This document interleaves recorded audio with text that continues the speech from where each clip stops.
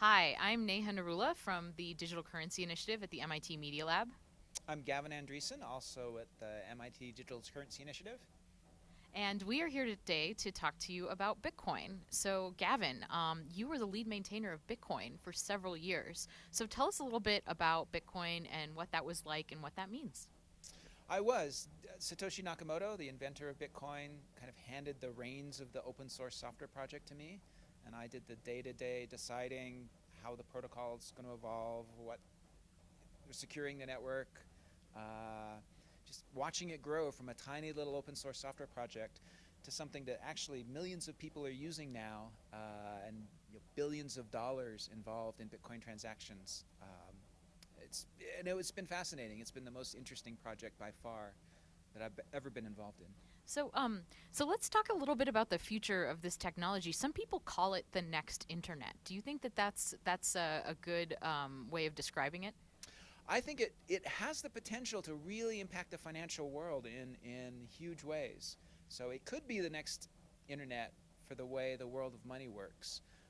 Maybe. We'll see. I don't know. There's the world of money is such a complex place. And there's all sorts of layers of regulation. Things are different in different parts of the world. I think it does have a huge potential to make a really big impact in a lot of different parts of the financial system, and the way we use money, the way we transact, the way we think about who owns what in the world. I think all of those things, Bitcoin and the technology behind it really does have the potential to make a huge impact. Yeah, one of the things that excites me about it is that it's this move back to decentralized infrastructure. So it's a lot of people working together. There's no one actually in charge. People are kind of deciding what the tool will do and what it will be. And so, can you talk a little bit about the decentralization of Bitcoin and also how that makes it kind of hard to develop? Yeah, it that's the idea of creating a more fair financial system is what really you know resonates with me. I wouldn't be working on this.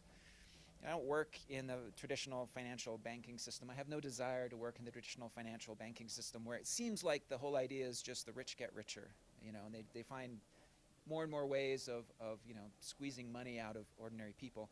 And so the idea of like rewriting the financial system so that it's much more distributed, so that anybody who wants to get involved can get involved. You don't need a license. You don't need permission.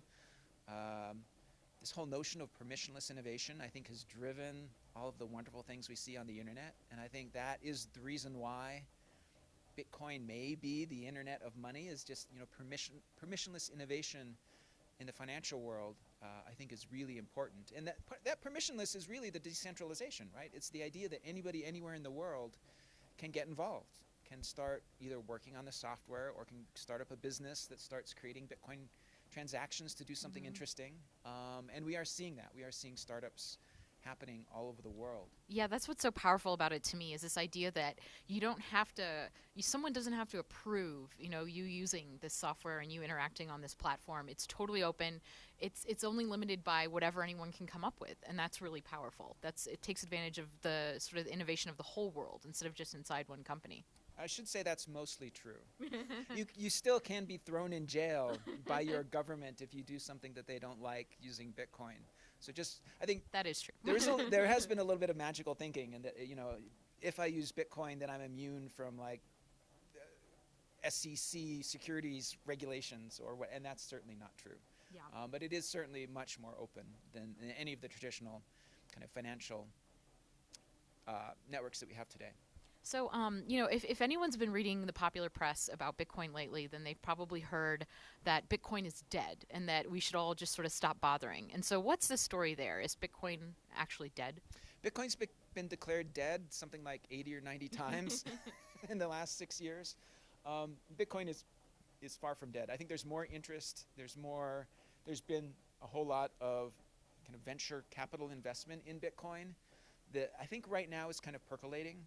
I think if you think about how investment goes in waves, you'll have an initial huge wave of investment, and then kind of the investors will step back and see if those investments bear fruit. And I think we're kind of in the downside of that wave for Bitcoin right now, where there have been a whole lot of startups, most of which will fail because that's what Mm-hmm. startups tend to do. Most startups fail.